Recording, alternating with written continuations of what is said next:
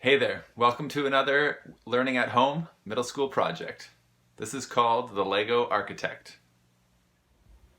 The first thing to do is to go through your Lego bins and see if you can come up with two identical sets of pieces.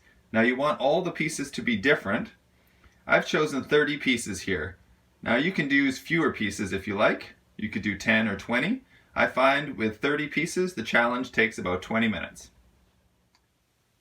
The next step is to find a couple of bins and load your sets of Lego into two separate bins. The next thing to do is to find two other people to help you.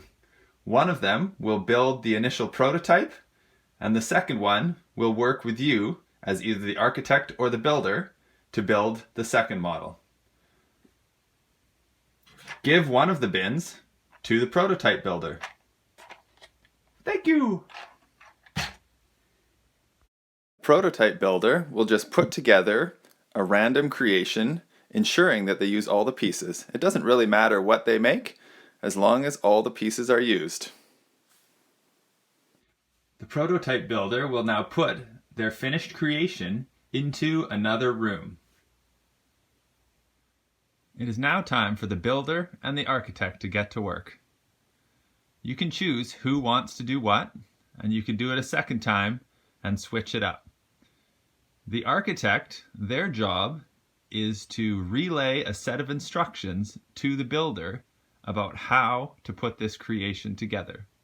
So the architect will run back and forth from the creation into the other room where the builder has the second bin of pieces and tell them specifically how each piece needs to go together. The architect may manipulate the model, picking it up, looking upside down to see how everything is put together, and then they choose which set of instructions to give to the builder. The builder does not get to see the model at all. So here's an example.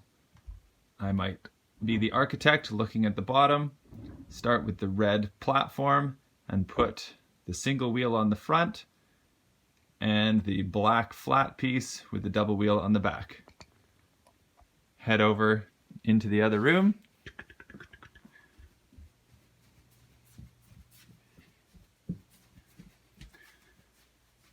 Give those instructions to our builder, and the builder could start with the red platform, attaching the black piece, the single wheel, and the double wheel. At this point, the architect can't remember what to do next. So the architect runs back to the model, thinks about the next set of instructions, 3x2,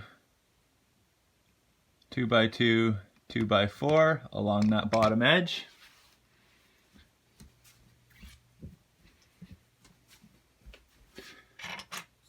Picks up the appropriate pieces.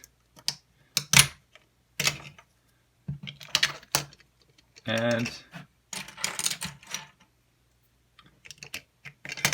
attempts or gives the instructions to the builder, and the builder attempts to put it together. The architect is not allowed to touch any of the pieces. They are only allowed to give instructions to the builder.